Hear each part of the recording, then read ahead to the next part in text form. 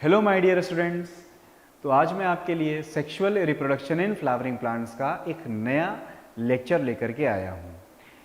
जैसा आप जानते हैं कि अभी हम इस चैप्टर में प्री फर्टिलाइजेशन इवेंट्स को डिस्कस कर रहे हैं और हम इस सीरीज़ में ऑलमोस्ट सारे प्री फर्टिलाइजेशन इवेंट्स को डिस्कस कर चुके हैं सिवाय पॉलन पेस्टिल इंटरैक्शन के, और यही आज का हमारा टॉपिक होने वाला है। यानी हम ये कह सकते हैं कि हमारे आज के टॉपिक की शुरुआत यहाँ से होने वाली है। कहाँ से होने वाली है? पॉलन पेस्टिल इंटरैक्शन से होने वाली है।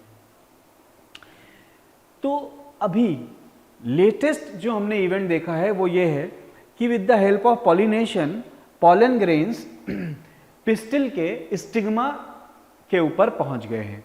तो जैसे ही पॉलन ग्रेन्स पिस्टिल के स्टिग्मा पे अराइव होते हैं, जैसे ही ये वहां पे लैंड करते हैं, पहुंचते हैं, उसी के साथ ही हमारा पॉलन पिस्टिल इंटरैक्शन का इवेंट जो है वो स्टार्ट हो जाता है। जैसा आप देख ही पा रहे हैं, टॉपिक का नाम ही यही है कि इंटरैक्शन है एक तरीके का between pollen grains and the pistil, that is female reproductive organ of the flower. तो इसकी शुरुआत कब होती है? तो pollen pistil interaction starts as soon as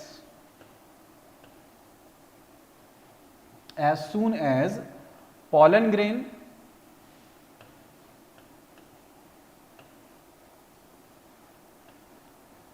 arrive on stigma। तो जैसे ही पॉलन ग्रेन स्टिग्मा पे अराइव होंगे, पॉलन पेस्टिल इंटरैक्शन स्टार्ट हो जाएगा। ठीक है, लेटेस्ट से ये कुछ पॉलन ग्रेन्स स्टिग्मा पे आए, तो क्या आप इसकी श्योरिटी ले सकते हैं कि ये जो पॉलन ग्रेन स्टिग्मा पे आ रहे हैं, ये सभी पॉलन ग्रेन जो है वो सेम प्लांट स्पीशीज के हैं जिस प्लांट स्पीशीज की ये स्टिग्मा है? यानी मेरा कहने का ये मतलब है कि अगर मान लेते हैं ये स्टिग्मा एक मैंगो प्लांट की है, तो ये जो पॉलन ग्रेन्स इसके ऊपर अभी लैंड कर रहे हैं, अभी अराइव कर रहे हैं, ये भी मैंगो के ही हैं। क्या चांसेस हैं? ऐसा भी चांस हो सकता है कि ये जो पॉलन ग्रेन्स हैं ये किसी और प्लांट के स्पीशीज के हों। पॉसिबल, क्वाइट पॉसिबल है। ठीक है, क्योंकि अगर क्रॉस पॉलिनेशन के मेथड से पॉलिनेशन हुआ है तो उस केस में जो पॉलन ग्रेन्स हैं वो तो पॉलिनेटर्स को थोड़ा ना पता है कि कौन सा पॉलन ग्रेन वो लेके जा रहे हैं और स्टिग्मा पे जाके स्प्रेड कर रहे हैं। तो सबसे पहले अपने को ये समझना है कि जब पॉलन ग्रेन्स स्टिग्मा पे आए हैं तो उसके ऊपर राइट पॉलन ग्रेन आया है कि नहीं आया है, ये स्टिग्मा कैसे फाइंड आउट करेगी? तो सबसे पहला यही होता है। तो जो फर्स्ट इवेंट है in pollen pistil interaction, that is exclusion, या हम बोल सकते हैं rejection of pollen grains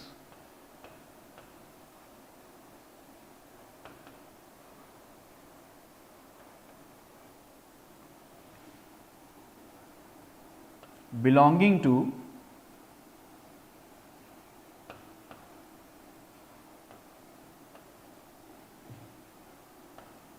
different plant या डिफरेंट प्लांट स्पीशीज। ठीक है, तो पहला इवेंट ये हो जाएगा। अब दूसरा इवेंट क्या होगा? तो दूसरा इवेंट है कि अब there will be selection of compatible pollen grains.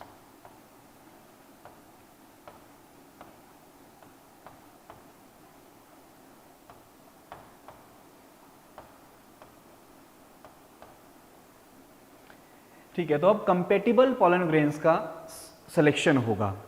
Compatible pollen grains का मतलब है ऐसे पॉलन ग्रेन्स जो कि स्टिग्मा के ऊपर ग्रो करने के लिए स्टिग्मा सेलेक्ट करेगी। ठीक है, और कंपैटिबल है। तो ये सब आप सोच रहे हैं कैसे होता होगा, कि कैसे किसी को रिजेक्ट कर दिया जाता है और कैसे किसी को सेलेक्ट कर लिया जाता है। तो ये दोनों ही इवेंट बेस्ड होते हैं किस पे?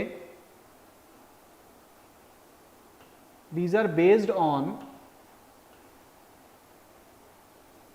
Chemical interaction.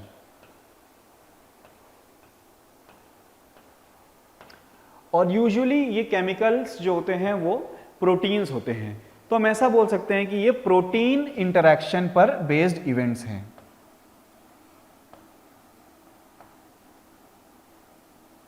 तो हम ऐसा बोल सकते हैं। यहां पे कंफ्यूज नहीं होना है, मैं समझाता हूं आपको। देखो, कोई पॉलन ग्रेन आया यहां पे, ठीक है, स्टिग्मा के ऊपर। तो स्टिग्मा की कोई आंखें तो है नहीं, तो किस तरह से ये स्टिग्मा को पता चलेगा कि पॉलन ग्रेन उसके ऊपर आ गया है ना? और राइट पॉलन ग्रेन आया है या नहीं, ये कैसे पता चलेगा? या ये पॉलन ग्रेन को कैसे पता चलेगा ये अपनी वाली स्टिग्मा पे ही आया है? ये सारी चीजें हैं। तो उसके लिए क्या होता है कि पॉलन ग्रेन के सरफेस पे कुछ स्पेसिफिक प्रोटीन्स या कुछ स्पेसिफिक केमिकल्स की कोटिंग होती है, ठीक है। सिमिलरली उसी के करस्पॉन्डिंग में स्टिग्मा के ऊपर भी सर्टेन प्रोटीन्स या केमिकल्स प्रेजेंट रहते हैं। अब ये प्रोटीन्स और केमिकल्स जो पॉलन ग्रेन्स के ऊपर हैं और जो स्टिग्मा के ऊपर, ये बहुत ही स्पेसिफिक हैं। ये तभी ट्रिगर होंगे जब ये एक दूसरे के साथ, जब ये एकदम कंपैटिबल वाले एक दूसरे से इंटरैक्ट करेंगे। तो जब पॉलन ग्रेन आया इसके ऊपर और मान लो उसके ऊपर एक ऐसा प्रोटीन है जो प्रोटीन ये स्टिग्मा का प्रोटीन रिकॉग्नाइज नहीं कर पाए, तो उन दोनों के बीच में पॉजिटिव इंटरैक्शन नहीं होगा।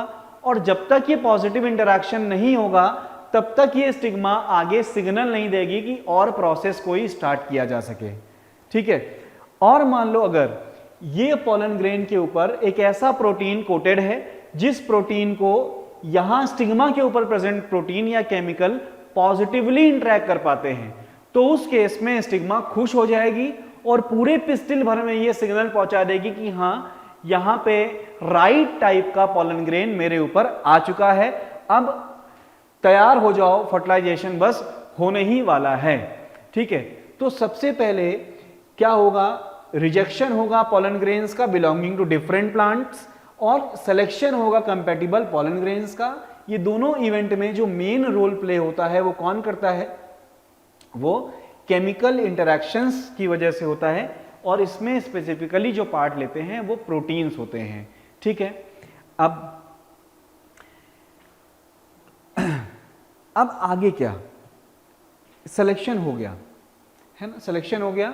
और मान लेते हैं सिलेक्शन में इन दोनों पॉलन ग्रेन्स को पाया गया कि ये दोनों pollen grains compatible pollen grains हैं और उसी पर्टिकुलर प्लांट स्पीशीज को बिलोंग करते हैं, ठीक है। तो अब आगे कैसे बढ़ेगा प्रोसेस? दो हैं तो दोनों ही यहां पे अपना आगे काम स्टार्ट करेंगे क्या? तो देखो अब क्या होगा। जो स्टिग्मा होती है, स्टिग्मा बोलती कि भाई तुम लोग पॉलन ग्रेन्स बहुत दूर से जर्नी करके आए हो, तो एक काम करो, I will give you a sugary secretion, एक शरबत पिलाती हूं चलो तुमको। तो जो स्टिग्मा है वो रिलीज करता है एक शुगरी एक्स्यूडेट। एक्स्यूडेट का मतलब है सेक्रीशन, ठीक है। तो स्टिग्मा ने रिलीज किया एक शुगरी एक्स्यूडेट, एक शुगरी सोल्यूशन, और इन दोनों को वो शुगरी सोल्यूशन मिल रहा है।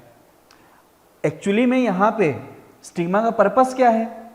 स्टिग्मा का पर्पस ये तो है कि भाई एक तो पॉलन ग्रेन उसके लिए बहुत इंपॉर्टेंट है क्योंकि इसी के हेल्प से आगे फर्टिलाइजेशन होगा और जो उसकी जनरेशन है वो आगे बढ़ेगी प्लांट की।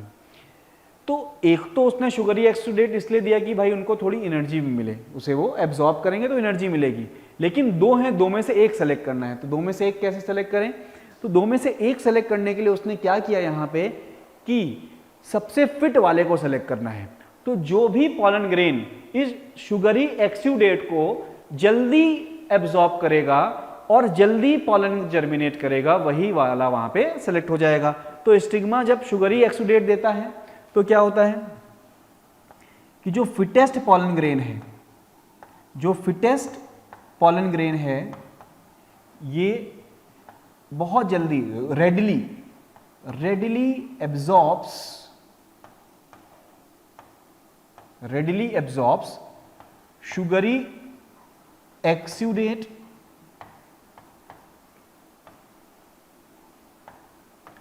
and start to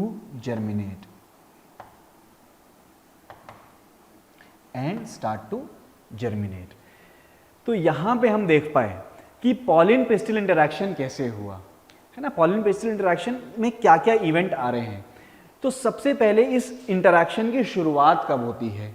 इस इंटरैक्शन की शुरुआत होती है जैसे ही पॉलन ग्रेन्स स्टिग्मा पे अराइव करते हैं, स्टिग्मा पे लैंड करते हैं। ठीक वैसे ही तुरंत ही स्टिग्मा के ऊपर प्रेजेंट प्रोटीन्स या केमिकल्स पॉलन ग्रेन के ऊपर प्रेजेंट प्रोटीन्स और केमिकल के साथ इंटरेक्ट करते हैं और पहचान लेते हैं कि कौन सा पॉलन ग्रेन उनके लिए कंपैटिबल है और कौन सा पॉलन ग्रेन कंपैटिबल नहीं है, और कौन सा पॉलन ग्रेन ऐसा है जो बिल्कुल अलग ही किसी प्लांट से आ गया है। तो यहां पे हो रहा है अभी क्या, रिजेक्शन एंड सिलेक्शन।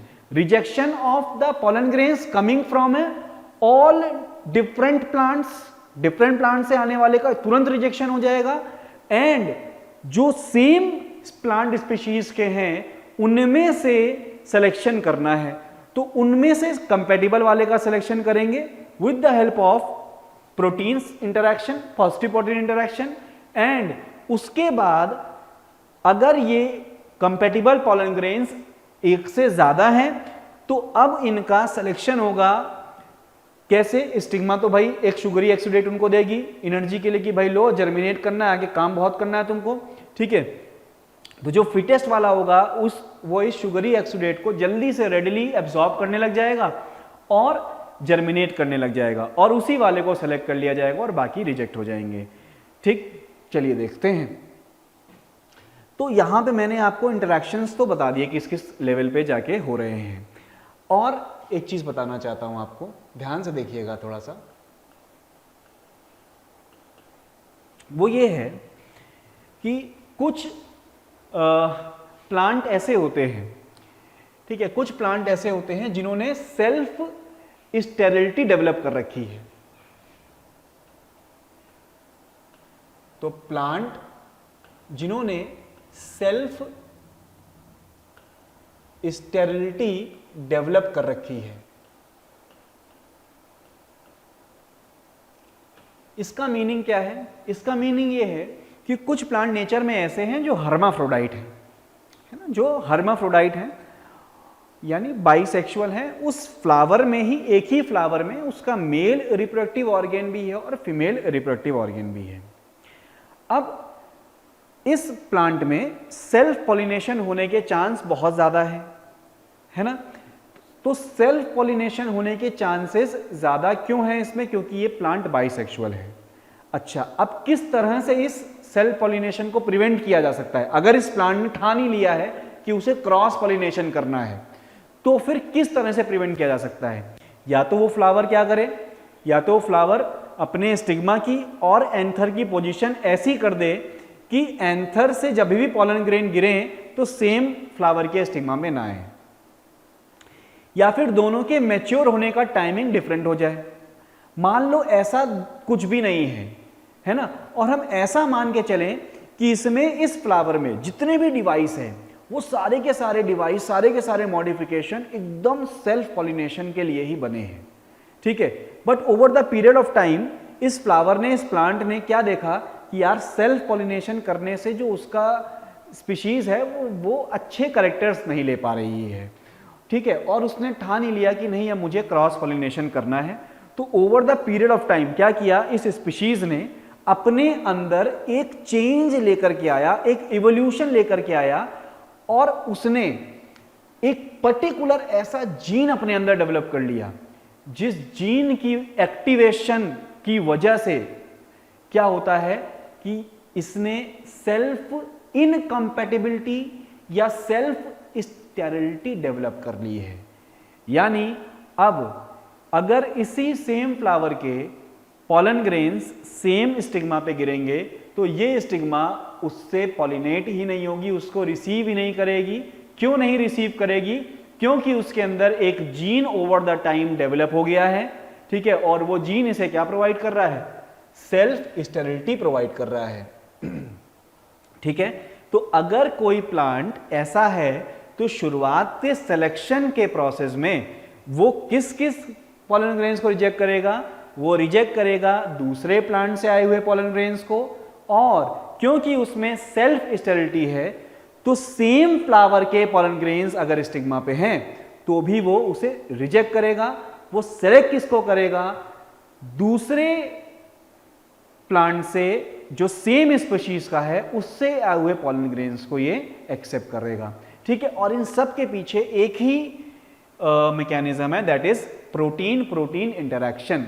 जब पॉजिटिव प्रोटीन प्रोटीन इंटरैक्शन होगा तभी एक पॉलन ग्रेन सेलेक्ट होगा। सेलेक्ट होने के बाद अगर एक से ज्यादा पॉलन ग्रेन सेलेक्ट हो गए तो क्या होगा कि जो फिटेस्ट पॉलन ग्रेन है वो जर्मिनेट करेगा। ठीक है, स्टिग्मा तो शुगरी एक्सुडेट सबके लिए रिलीज करेगी, लेकिन वही पॉलन ग्रेन जर्मिनेशन की स्टेज में सेलेक्ट किया जाएगा जो इस शुगरी एक्सुडेट को जल्दी जल्दी रेडिली एब्जॉर्ब करे और जर्मिनेशन में बाकियों को पीछे छोड़ दे। क्लियर? तो ये हो गया अपना pollen pistil interaction.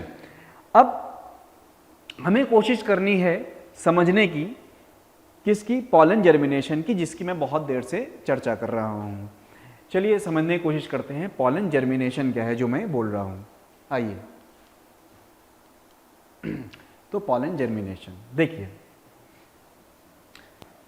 Let's say that this is the stigma, ये स्टिग्मा का सरफेस है, ठीक, और इस पे एक पॉलन ग्रेन आके गिरता है, या यूं कहें कि ये पॉलन ग्रेन सेलेक्ट हो जाता है।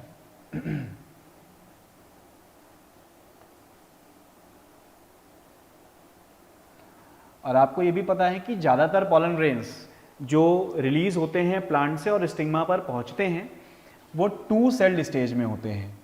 तो हम उसी स्टेज को लेकर के चल रहे हैं यहाँ पे। तो ये हमारा 2 सेल्ड स्टेज पॉलन ग्रेन है, और आपको ये बिल्कुल अच्छे से पता है कि 2 सेल्ड स्टेज में पॉलन ग्रेन के अंदर कौन से 2 सेल होते हैं। तो एक बड़ा सेल होता है, ठीक है, जिसे हम क्या बोलते हैं? Vegetative cell.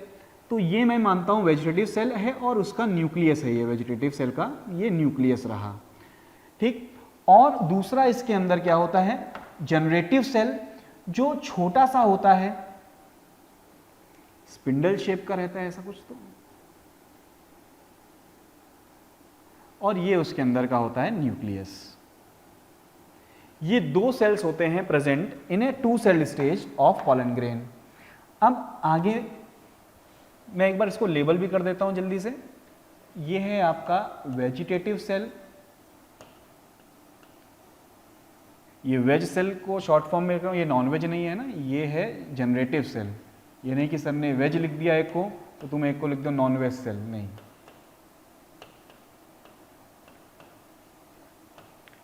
ठीक है, अब तो अब क्या कर रहा है हमारा जो स्टिग्मा है, वो स्टिग्मा यहाँ पे एक शुगरी सॉल्यूशन रिलीज कर रहा है।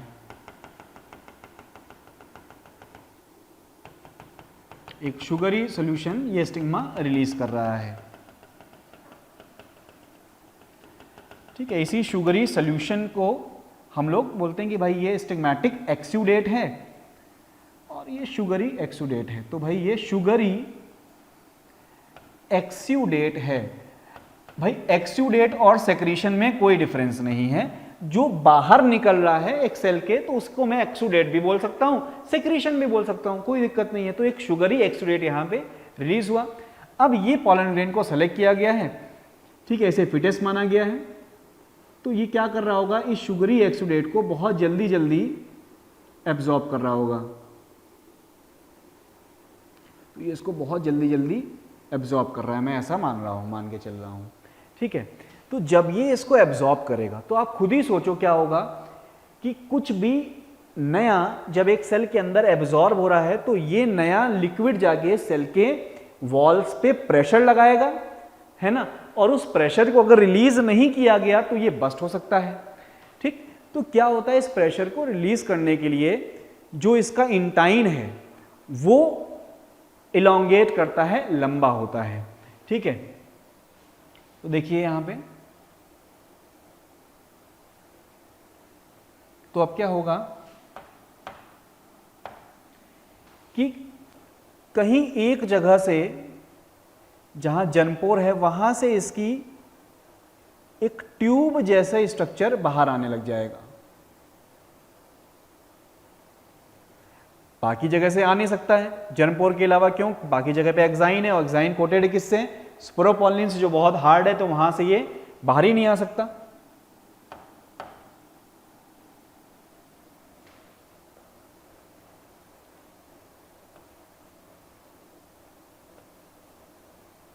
ठीक है, तो ये पॉलन ट्यूब का फॉर्मेशन होने लगा और इस पॉलन ट्यूब में एकदम आगे जाके पहुंच गया क्या, अपना वेजिटेटिव सेल का न्यूक्लियस, और पीछे आ गया क्या उसके, अपना जनरेटिव सेल। ये जनरेटिव सेल यहां पे पहुंचा। इतने स्टेज तक आपको क्लियर हो चुका है मेरे हिसाब से, है ना, और इसी को हम बोल रहे हैं पॉलन जर्मिनेशन। ये पॉलन जर्मिनेशन स्टार्ट हो गया है, क्लियर। अब इसके आगे क्या होगा, तो इसके आगे देखो क्या होगा, बताता हूं मैं।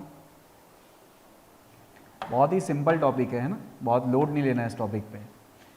तो what is pollen germination? It is formation of pollen tube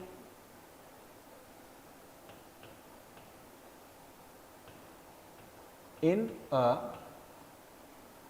pollen grain। अब ये जो pollen ट्यूब है ये कहां से इमर्ज हो रही है, बताइए जरा मेरे को यहां से देख करके। तो pollen ट्यूब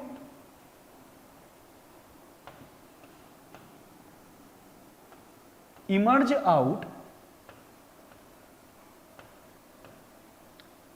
out from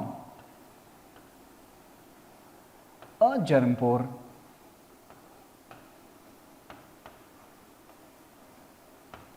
ठीक है, emerge out from a germ pore, किसी भी एक जर्म पोर से पॉलन ट्यूब बाहर निकलने लग जाएगी। और ये पॉलन ट्यूब क्या है, ये अभी इस कंडीशन में तो एक्चुअली क्या है कि जो अंदर शुगरी एक्सुडेट आया उसने इसका वॉल्यूम इंक्रीज किया, तो इंटाइन ही था, वो आगे निकल सकता था, इमर्ज आउट कर सकता था, तो वो बाहर की तरफ आ गया, जिससे ये प्रेशर जो है वो थोड़ा सा कम हो पाया, अदरवाइज ये फटने के इसके चांसेस थे। ठीक, देन व्हाट हैपेंस, तो यहां पे अब मैं आपको एक बहुत ही इंपॉर्टेंट पॉइंट बताता हूं। It is a golden point.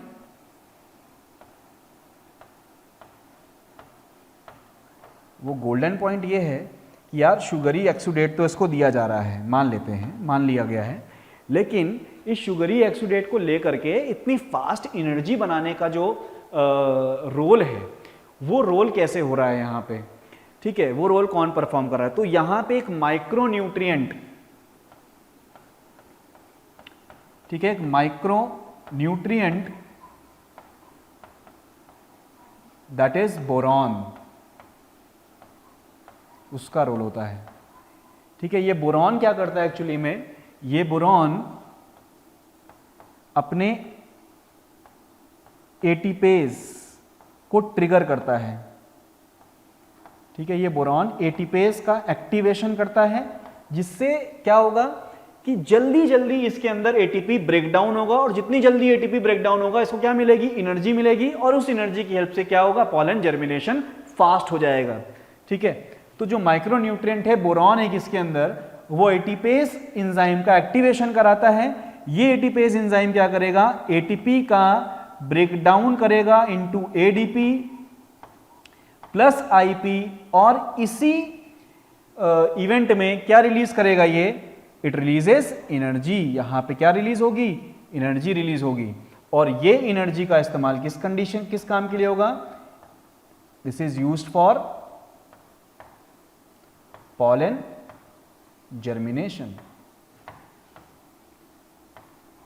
इसको पॉलन जर्मिनेशन के लिए इस्तेमाल किया जाएगा। क्लियर? तो ये सिंपल है। तो this is actually the starting of pollen germination. Pollen germination अपना स्टार्ट हो गया है। क्लियर? तो इंपॉर्टेंट टर्म्स जो है कि भाई जर्मपोर से बाहर आ रहा है पॉलन ट्यूब। पॉलन ट्यूब में सबसे टिप पर क्या है, सबसे टिप पर है हमारा क्या, जनरेटिव वेजिटेटिव सेल न्यूक्लियस। उसके जस्ट पीछे क्या है, उसके जस्ट पीछे है हमारा ये जनरेटिव सेल कंप्लीट। ठीक है?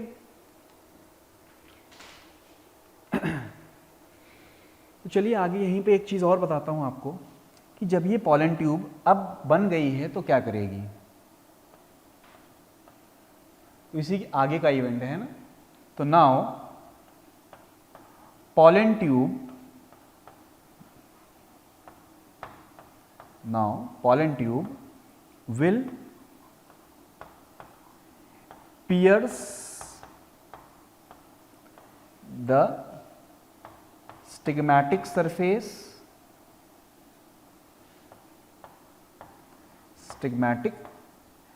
surface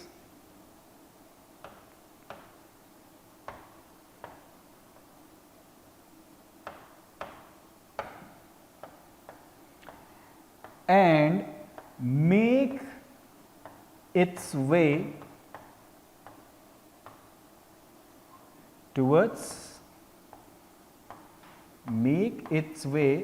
towards स्टाइल, और वो स्टाइल के थ्रू अपना रास्ता आप आगे बनाएंगे। ठीक है? तो ये अपना हुआ पॉलन जर्मिनेशन, जहां पे हमने देखा कि शुगरी एक्सुडेट सेक्रीट करने पर स्टिग्मा से जब आया तो जो पॉलन ग्रेन उसे रेडली एब्जॉर्ब करता है, पहले तो उसका सिलेक्शन हो जाता है। ठीक है? अब रेडली एब्जॉर्ब जब किया तो इतना सारा एब्जॉर्ब कर लिया, इतना सारा खा लिया कि पेट ऐसे फूलने लग गया, समझो ऐसे। ठीक है? तो अब ये पेट फूल के फट ना जाए, इसलिए क्या होगा कि किसी एक जर्मपोर से एक ट्यूब जैसा इलोंगेशन बाहर निकलेगा, जो एक्चुअली क्या है, इंटाइन का ही इलोंगेशन है।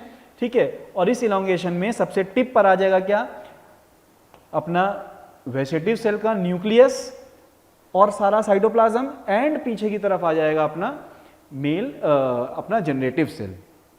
ठीक है? अब ये इसको इस जर्मिनेशन में असिस्ट कौन कर रहा है, तो उसको असिस्ट कर रहा है अपना एक माइक्रोन्यूट्रिएंट दैट इज बोरॉन। ठीक है? और बोरॉन एक्चुअली में किसको कैसे हेल्प कर रहा है, तो बोरॉन एटीपेज एक्टिवेशन कर रहा है, यानी एटीपेज एंजाइम को एक्टिवेट करता है। ये एंजाइम क्या करता है, एटीपी को तोड़ता है। जो भी सेल ने एटीपी बना रहा है, शुगर के हेल्प से जो भी एटीपी बन रही है, उस एटीपी को जल्दी जल्दी ये तोड़ता है।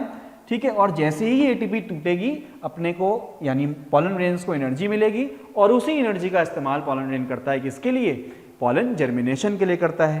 तो जब पॉलन जर्मिनेशन होने लगता है, ट्यूब बन जाती है, तो ये ट्यूब क्या करती है, स्टिग्मैटिक सरफेस को, स्टिग्मा के सरफेस को पियर्स करते हुए स्टाइल के थ्रू अंदर बढ़ती है। ठीक है? स्टाइल के थ्रू अंदर बढ़ती है। तो ये तो हमने इवेंट देखे जो कि यहां पे हो रहे हैं। Side by side pollen tube के अंदर क्या हो रहा है, साइमल्टेनियसली इसी के साथ साथ पॉलन ट्यूब के अंदर क्या हो रहा है, वो हमें देखना है अभी। लेट्स सी कि इसी के साथ साथ पॉलन ट्यूब के अंदर सो लेट्स सी कि अब पॉलन ट्यूब के अंदर क्या क्या इवेंट हो रहे हैं। स्टिग्मैटिक सरफेस तो पियर्स हो गया, तो पॉलन ट्यूब के अंदर क्या चेंजेस आ रहे हैं। Let's see, let us say that this is our pollen grain, और ये पॉलन ट्यूब है, ये पॉलन ट्यूब है, और ये पॉलन ट्यूब एक जर्म पोर से बाहर निकल के आई है ना। तो इसके सबसे टिप पर क्या है बेटा, तो इसके सबसे टिप पर प्रेजेंट है अपना वेज सेल का न्यूक्लियस। वेज सेल मतलब वेजिटेटिव सेल, यस, घबराने का नहीं है।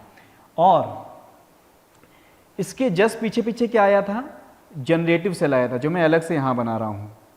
इसके जस्ट पीछे पीछे क्या आया था, जनरेटिव सेल आया था, ये जनरेटिव सेल आया था। तो अब ये जनरेटिव सेल में एक्चुअली में क्या हो जाता है, इस जनरेटिव सेल में अब यहां पे होता है माइटोसिस, ठीक है। इस जनरेटिव सेल में यहां पे होता है माइटोसिस और इससे बनते हैं दो सेल्स, और ये दोनों सेल एक्चुअली में क्या है, यस, ये दोनों सेल हैं हमारे male gamete, these are male gamete, ठीक है। तो जो जनरेटिव सेल यहां पे था वो एक्चुअली में अब क्या बन चुका है, वो माइटोसिस उसमें हो गया है and it has become male gamete. तो ये दो मेल गैमीट है पीछे इसके। अब ये मेल गैमीट अपनी पोजीशन से इधर उधर ना हो जाए, अपनी पोजीशन से इधर उधर ना हो जाए, तो शुरुआत में इनको अपनी पोजीशन पे बनाए रखने के लिए इस पॉलन ट्यूब में होते थे कैलोज नाम का जो केमिकल आप पढ़ते हैं इस चैप्टर में बहुत बार, उसी केमिकल के बने हुए कैलोज प्लग्स। तो ये होते हैं इसमें कैलोज प्लग्स। ये कैलोज प्लग्स क्या करते हैं, ये मेल गैमीट्स को इनिशियली अपनी पोजीशन में रखते हैं, बाद में ये कैलोज डिसॉल्व हो जाता है, ठीक है। तो these are present in beginning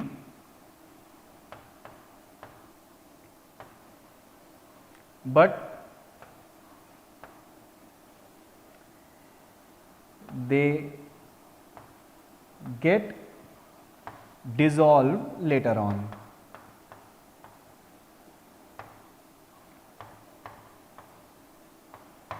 ठीक है, लेटर ऑन ये डिसॉल्व हो जाते हैं।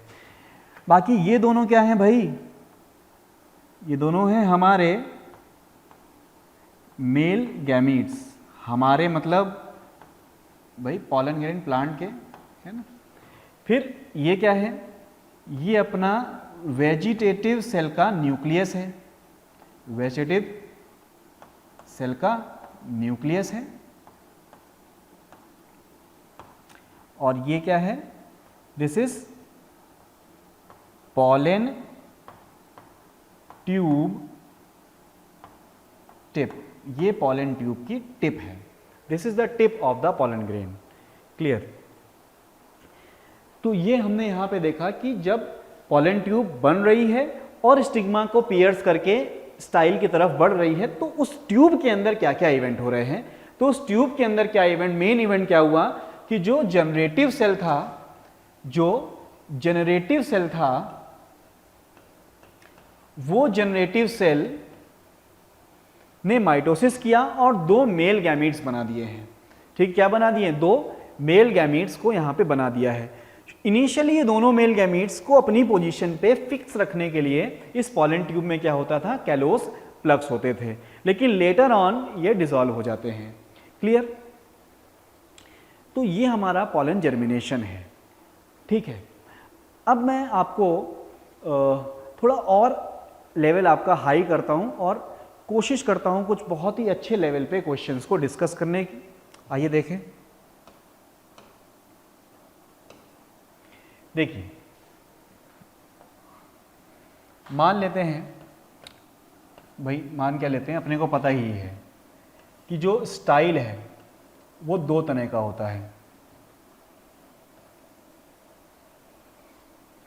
जो स्टाइल है वो दो तरह का होता है। एक होता है जैसे ये, इसको मैं मानता हूं हॉलो स्टाइल। तो इस हॉलो स्टाइल में क्या होगा कि इसमें पूरे में तो सेल्स ही सेल्स होंगे, लेकिन इसके कहीं बीचों बीच एक बहुत ही पतला सा रास्ता होगा पूरे स्टाइल भर में, बीचों बीच में, हर जगह सेल्स ही सेल्स हैं लेकिन बीचों बीच में एक पतला सा रास्ता होता है, ठीक है। और इसी पतले रास्ते को हम लोग बोलते हैं सेंट्रल कनाल। इसी पतले रास्ते को हम लोग क्या बोलते हैं? सेंट्रल कनाल। तो इस कंडीशन में अगर हमारा जो पॉलन ग्रेन है, ठीक है, वो यहाँ पे जर्मिनेट किया है, तो वो यहाँ पे जब जर्मिनेट करेगा तो उसको क्या करना होगा? इनिशियली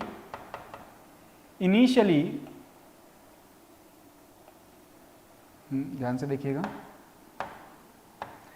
तो जैसे ही उसने पॉलन ट्यूब बनाया तो उसकी पॉलन ट्यूब सिर्फ स्टिग्मा को पियर्स करेगी और फिर इसके जाने के लिए एक लाजवाब सा खाली रास्ता है, इसके थ्रू होते हुए वो अपना चली जाएगी आगे की तरफ, है ना।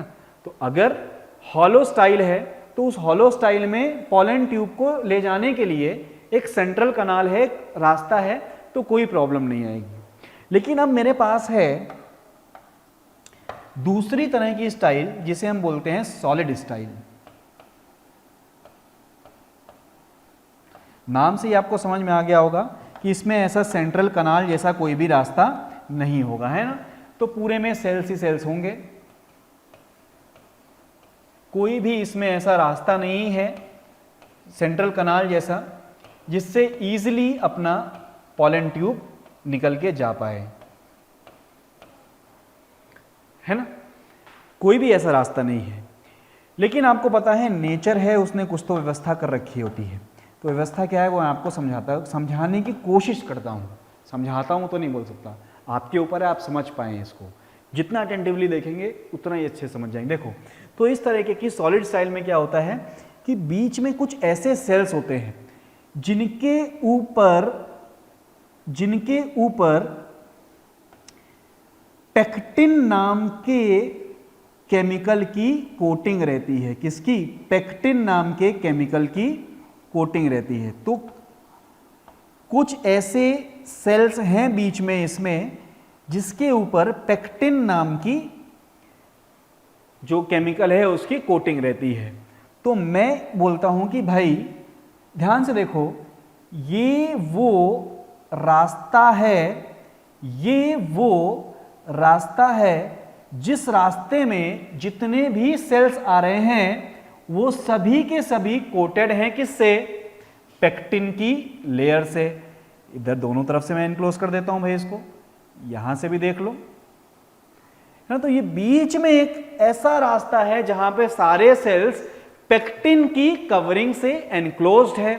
तो इस पर्टिकुलर जगह को हम लोग बोलते हैं कि भाई ये एक कंडक्टिंग टिश्यू है। ये क्या है? एक कंडक्टिंग टिश्यू है। तुम्हें अभी भी नहीं समझ में आया होगा कंडक्टिंग टिश्यू क्यों है? हाँ, नहीं आएगा क्योंकि ऐसा कुछ यहाँ पे डिस्कस ही नहीं हो रहा है अभी, ठीक। तो इस कंडक्टिंग टिश्यू में every cell is coated with pectin. किससे कोटेड है वो पेक्टिन से कोटेड है। It is coated with pectin. अब इसका क्या महत्व है, लेट्स सी। तो यहां पे अपने पास पॉलन ग्रेन बाबा, इन्होंने पॉलन ट्यूब बनाई जो इनिशियली पियर्स कर गई किसको? स्टिग्मा को। अब जाने का रास्ता तलाशा जा रहा है, मिल ही नहीं रहा है। देखो, तो अब क्या होता है, जो पॉलन ग्रेन की टिप, पॉलन ट्यूब की टिप होती है, ये tip of pollen tube, tip of pollen tube,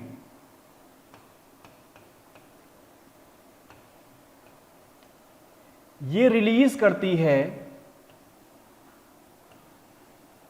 release pectinase. Yes, समझ में आ गया। पेक्टिनेज वो एंजाइम है जो पेक्टिन को तोड़ देता है।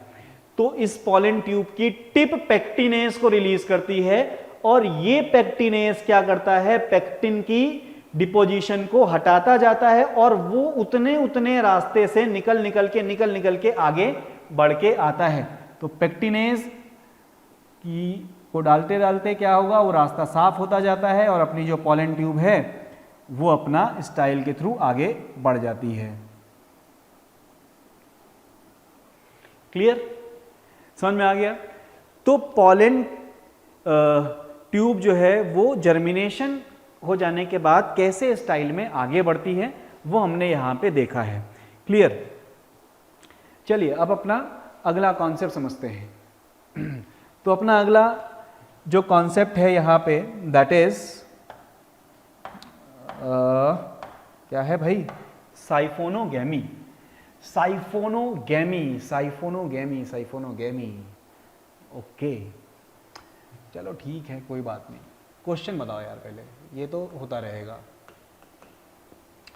क्वेश्चन ये है कि where is this pollen tube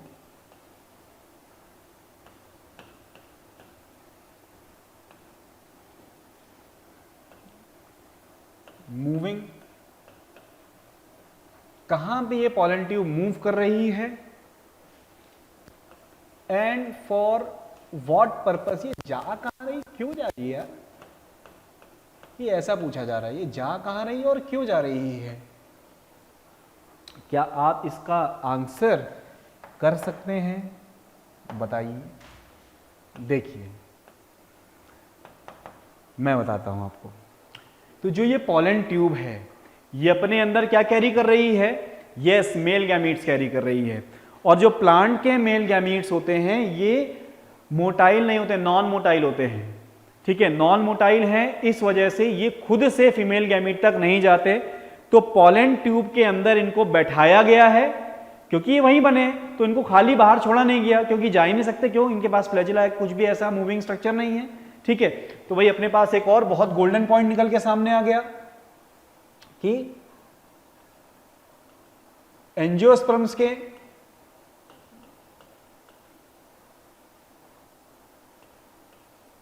male gamete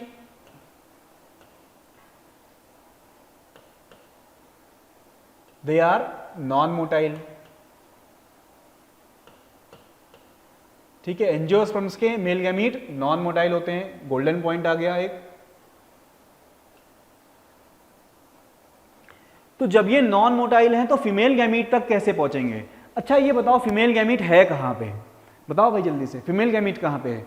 तो यस फीमेल गैमीट कहां है भाई, एंजियोस्पर्म का फीमेल गैमीट कहां है, उसके ओवरी के अंदर प्रेजेंट, ओव्यूल के अंदर प्रेजेंट एम्ब्रियो सैक के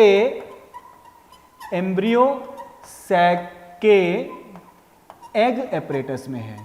बोलो हाँ या ना, ना बोलने का सवाल ही नहीं पैदा होता है भाई, सही बोल रहा हूं ना मैं तो, ना कैसे बोलोगे तुम। तो फीमेल गैमीट कहां मिलेगा, ओवरी के अंदर प्रेजेंट, ओव्यूल के अंदर प्रेजेंट एम्ब्रियो सैक में प्रेजेंट एग एपरेटस में। तो इस एग एपरेटस तक पहुंचाना है किसको, मेल गैमीट को। क्या वो खुद से चल सकता है, नहीं, it is non motile, it is non motile. तो उसको वहां तक कैसे ले जाया जाए, तो उसके लिए एक व्हीकल का इस्तेमाल किया गया, that is pollen tube. So where is this pollen tube moving, so this pollen tube is moving towards, it is moving to embryo sac. ये एम्ब्रियो सैक की तरफ मूव कर रही है। ठीक है, तो ये जो एम्ब्रियो सैक की तरफ मूव कर रही है तो रास्ता क्या, रूट क्या है? क्या रूट है। अगर मुझे यहां से कहीं भी जाना है तो मुझे कोई रूट फॉलो करना होगा। तो इस पॉलन ट्यूब को, मेल गैमीट को कहां छोड़ के आना है, एग एपरेटस तक छोड़ के आना है। तो रूट क्या फॉलो हो रहा है, तो रूट है स्टाइल। स्टाइल से मतलब स्टाइल वो पार्ट है उससे, स्टाइल से मतलब तुम ऐसा नहीं स्टाइल से जा रहा है वो, नहीं, स्टाइल से ओवरी, ओवरी से ओव्यूल एंड ओव्यूल से एम्ब्रियो सैक। Embryo sac. ये रूट फॉलो किया जा रहा है, ये रूट फॉलो किया जा रहा है। क्लियर, समझे? अब यहां पे मैंने एक गोल्डन पॉइंट तो लिख दिया तुम्हारे लिए, एक गोल्डन पॉइंट तो लिख दिया तुम्हारे लिए, ठीक, कि male gametes of angiosperm they are non motile. लेकिन एक प्लेटिनम पॉइंट छूट गया है।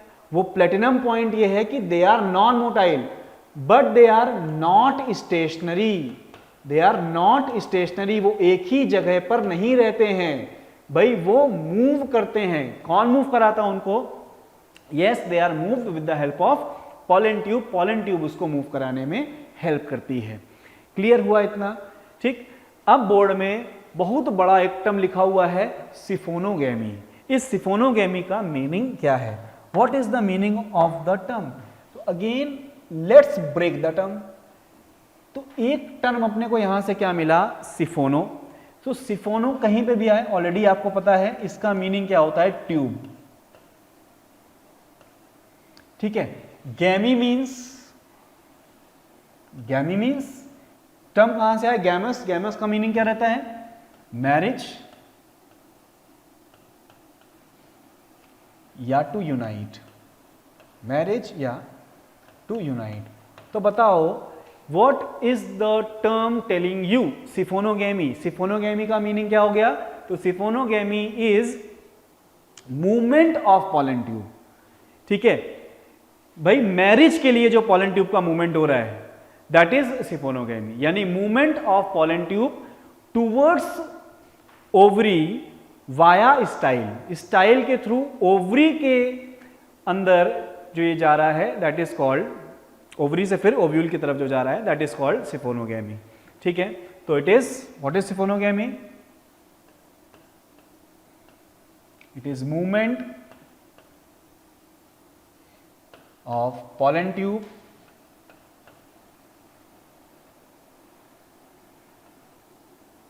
in ovary, या बोलेंगे towards ovary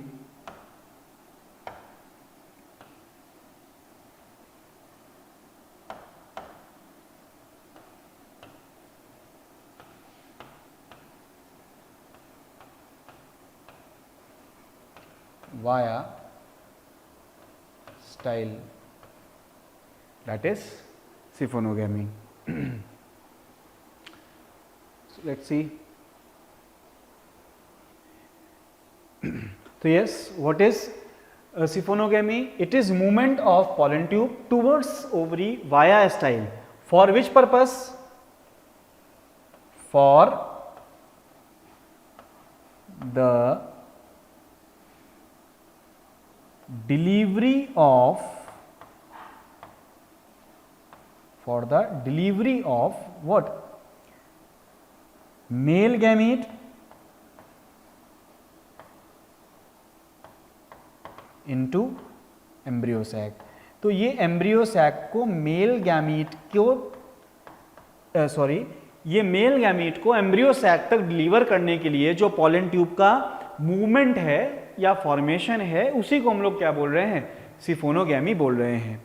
ठीक है, अब ये ओवरी तक आ गई। ओवरी के अंदर आने के बाद, इसे मैं पूरा क्लियर करता हूं एक बार, अब उसके बाद अच्छे से नीट एंड क्लीन तरीके से समझिए इसको। ठीक है, अब समझिए आगे। तो सिफोनोगैमी में ओवरी तक हम आ गए हैं अभी। अब ओवरी के अंदर ओव्यूल है और ओव्यूल के अंदर पॉलन ट्यूब को जाना है। तो पॉलन ट्यूब ओव्यूल के अंदर तीन में से किसी एक जगह से एंटर कर सकता है। तीन में से किसी एक जगह से वो एंटर कर सकता है। वो जगह क्या है? वो है, एक तो ये पॉलन ट्यूब चुपचाप माइक्रोपाइल से अंदर चला जाए। ठीक है, तो यहां पे मैं लिखता हूं after entry of pollen tube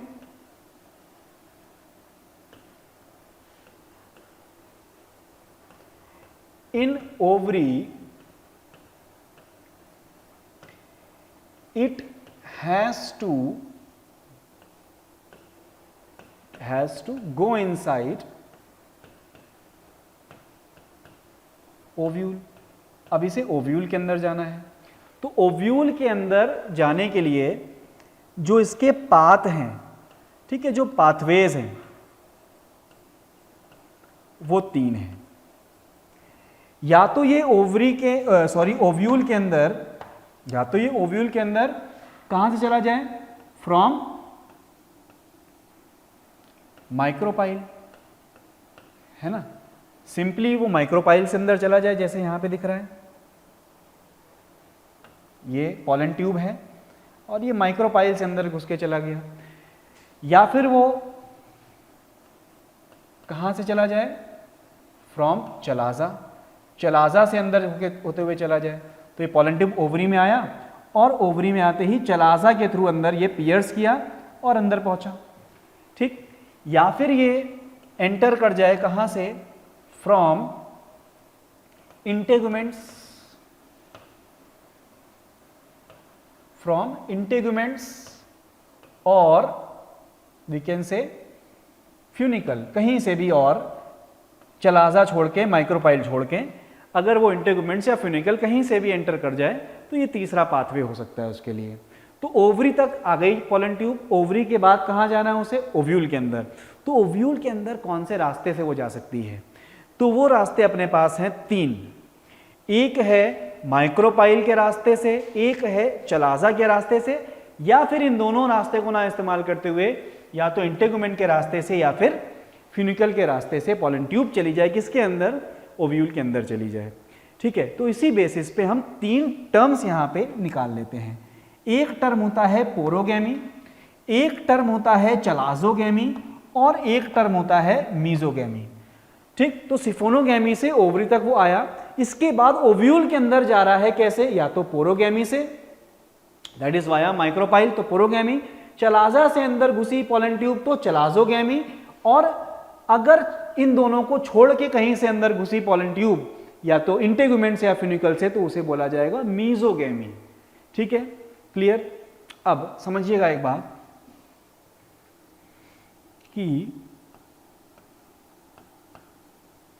mostly क्या होता है इन तीनों में से, तो इन तीनों में से मोस्टली होता है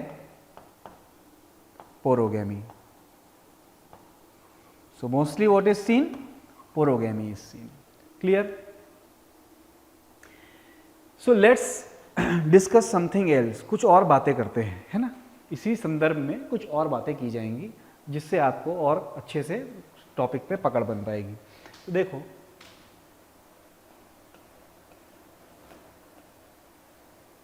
क्वेश्चन वाइज अपन डिस्कशन करेंगे और ये बहुत ज़्यादा इंपॉर्टेंट क्वेश्चन है कि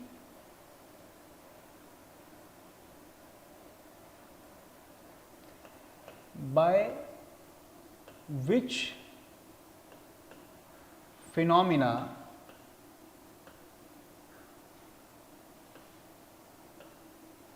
movement of pollen tube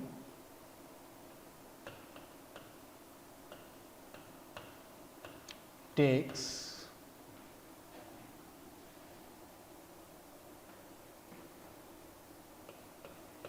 place within style।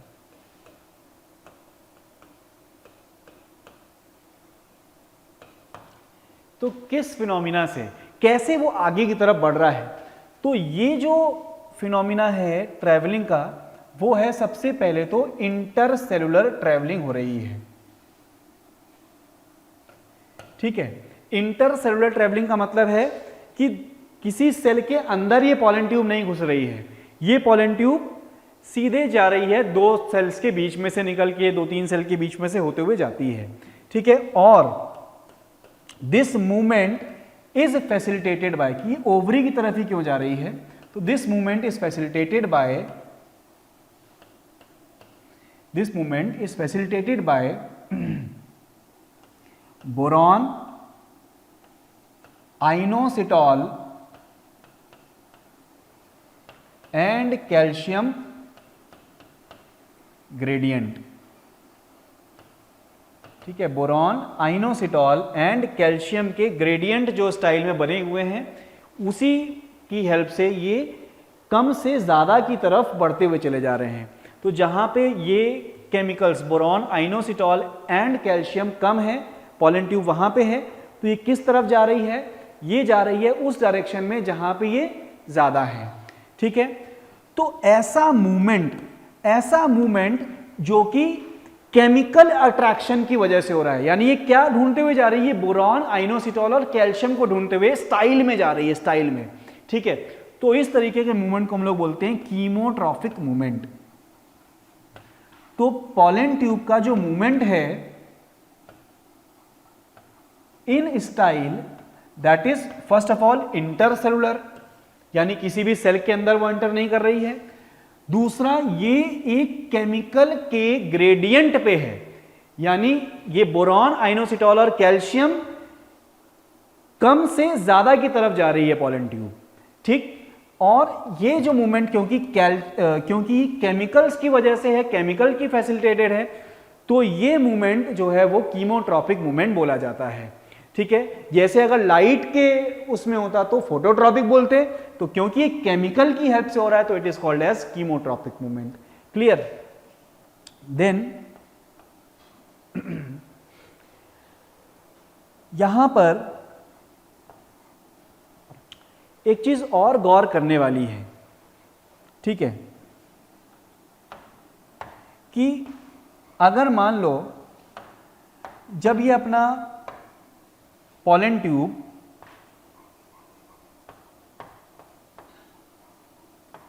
Ovary में पहुंच चुका है, पॉलन ट्यूब ओवरी में पहुंच चुका है, तो वहां पे उसे कौन गाइड करता है? ओवरी के अंदर उसे कौन गाइड करता है? ठीक है, तो देखो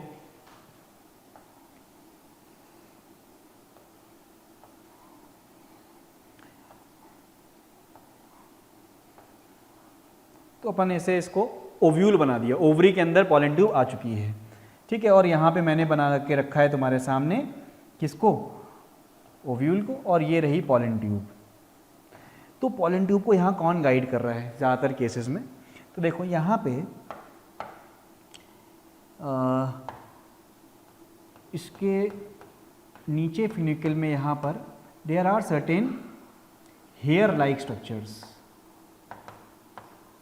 तो यहाँ पे हेयर लाइक स्ट्रक्चर्स होते हैं, और इन हेयर लाइक स्ट्रक्चर्स को हम बोलते हैं ऑब्ट्यूरेटर्स। ठीक है, क्या बोलते हैं इसको? ऑब्ट्यूरेटर्स। और ये ऑब्ट्यूरेटर्स रिलीज करते हैं केमिकल। ठीक है, और ये केमिकल अट्रैक्ट करता है पॉलन ट्यूब को नीचे की तरफ।